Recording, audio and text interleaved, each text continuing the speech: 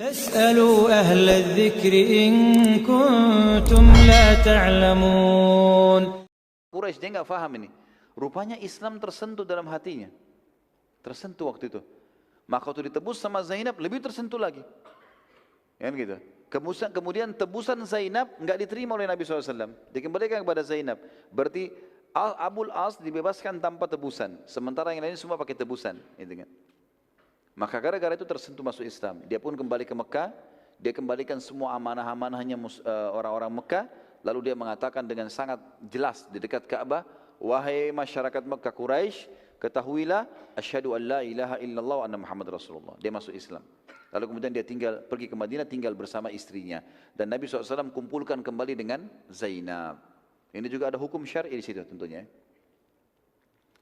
Kita masuk lagi teman-teman sekalian di kedudukan syuhada Badr, kaum muslimin yang sudah meninggal mati syahid di situ.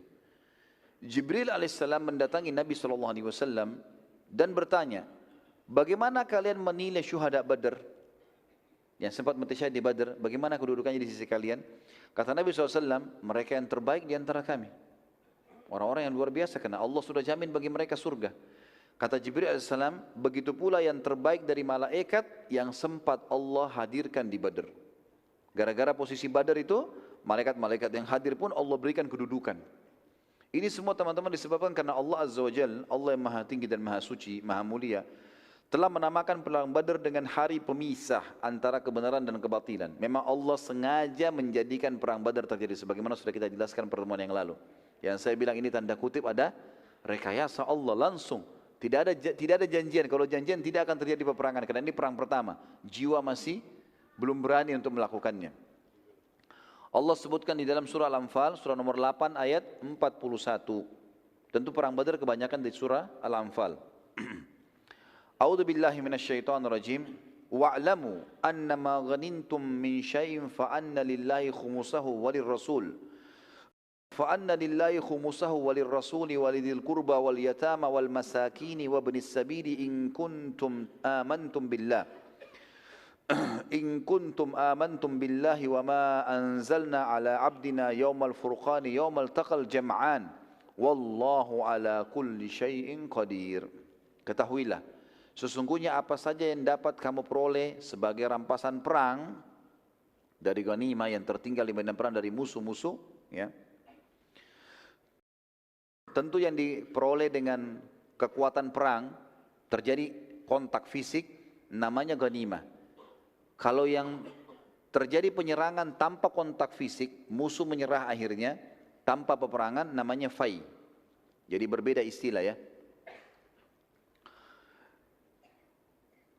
Di sini disebutkan, ketahuilah sesungguhnya apa saja yang kamu peroleh sebagai rampasan perang, baik itu ghanimah atau fai, dengan peperangan atau bukan dengan peperangan, maka sesungguhnya seperlimahnya dikeluarkan untuk Allah, Rasul, kerabat Rasul, anak-anak yatim, orang-orang miskin dan ibnu sabil atau orang terputus jalan. Ya.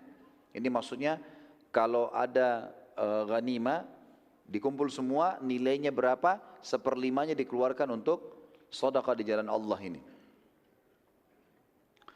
Di sini tentu ulama membahas panjang lebar tentang masalah ghanimah seperlima itu dibagi kepada Allah dan Rasulnya. Kemudian kerabat Rasul di sini masuk adalah Bani Hashim dan Bani Muttalib. Bani Hashim dan Bani Muttalib, ya. Kemudian juga dibagi kepada anak yatim, fakir miskin dan ibnu sabil. Sedangkan 4/5 dari ghanimah dibagikan kepada orang-orang yang ikut bertempur. Jadi misal ghanimah yang terkumpul 1 miliar dibagi 5. Berarti 200 juta, 200 juta, 200 juta gitu kan. 200 jutanya ini dikeluarkan. Di antara yang memiliki hak di situ adalah Rasulullah SAW. Tapi Rasulullah kan sekarang sudah meninggal.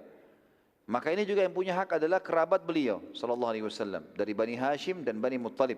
Ini punya hak untuk mendapatkan bagian dari ghanimah peperangan. Kemudian juga yang mendapatkan adalah anak-anak yatim, fakir miskin dan orang-orang yang terputus jalan.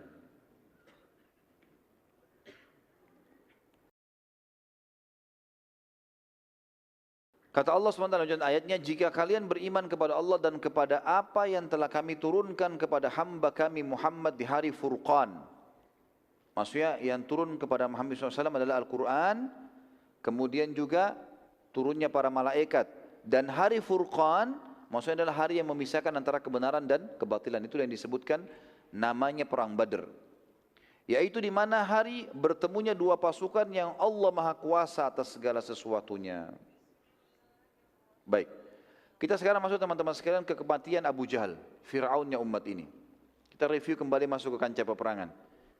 Jadi waktu tadi kakinya ditebas oleh Mu'adz dan Auf ibn Afra.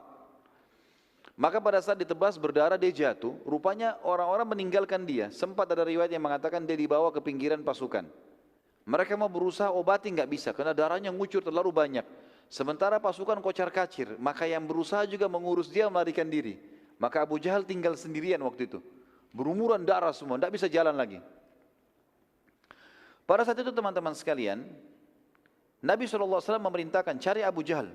Ada di kancah peperangan orang itu. Gitu kan? Maka para sahabat menyebar mengejar, mencarinya. Abu Jahal dicari di korban-korban. Sahabat Nabi Abdullah bin Mas'ud, tadi yang kita ceritakan postur tubuhnya sangat kecil. Dulu ini Abdullah bin Mas'ud termasuk orang yang dilemahkan di Mekah. Orangnya sangat kurus dan dia cuma tugasnya menjual jasanya untuk gembalakan kambingnya orang. Radhiyallahu anhu. Tapi itu Islam tidak lihat, Islam lihat keimanannya. Abdullah bin Mas'ud adalah ulama yang muslimin setelah masuk Islam, gitu kan. Abu Jahal salah satu orang yang suka menyewa jasanya Abdullah bin Mas'ud dulu di Mekah. Suruh gembala-gembalan kambing, bayar, gitu kan. Maka Abdullah bin Mas'ud ikut mencari dan dia menemukan Abu Jahal dalam keadaan sudah setengah sadar. Udah darah semuanya, udah nggak bisa, lemas sekali. Saat Abdullah bin Mas'ud berdiri di dekat kepala Abu Jahal yang tidak jelas melihat Abdullah berkata, kemenangan di pihak siapa? Dia masih tanya Abdullah bin Mas'ud. Dia nggak tahu nih kalau orang Quraisy kalah gitu. Abdullah bilang, pada Allah dan Rasulnya wahai musuh Allah. Abu Jahal bilang, tidak masalah. Apa ada kemuliaan dari seseorang yang dibunuh oleh kaumnya sendiri dan bukan musuh selain kaumnya? Artinya, walaupun kami kalah, saya juga mati, tetap saya mulia. Karena saya dibunuh oleh kaum saya sendiri, bukan orang lain. Pernyataan ini sebenarnya orang-orang Arab tahunya adalah bentuk kesombongan. Kalimat ini bentuk kesombongan dalam bahasa Arab. Bisa dibayangkan saat dia mau mati pun dia masih bisa sombong orang ini. Ya. Abdullah bin Mas'ud lalu menaiki dadanya Abu Jahal. Karena Abu Jahal orangnya besar, Abu Mas'ud kecil, naik di dadanya duduk, gitu kan. Dan tujuannya ingin memenggal kepalanya Abu Jahal. Ini mau ditembas nih, bawa ke Nabi, ya Rasulullah ini orangnya gitu. Ternyata Abu Jahal mengenali wajah Abdullah bin Mas'ud, sudah dekat kelihatan. Ini penggembala kambing saya dulu di Mekah ini. Maka dia berkata pada Abdullah, bukankah kamu dahulu yang mengembalakan kambing-kambing kami? Abdullah menjawab, iya benar. Abu Jahal bilang, sungguh kamu sudah melakukan perbuatan yang sangat tidak pantas dengan orang yang tidak sederajat dengan wahai pengembala kambing. Jadi sebenarnya ulama bilang, perkataan ini mirip begini. Sungguh engkau telah menaiki gunung, perkataan Abu Jahal begini maaf. Dia bilang, sungguh kamu sedang berada di atas gunung yang kekar, wahai pengembala kambing. Perkataannya maknanya begini, sungguh kau sudah melampaui perbuatanmu, naik di dadaku, sementara aku di atasan, seperti itulah. Ya. Maka Abdullah pun tidak sabar lagi, langsung memenggal kepala Abu Jahal.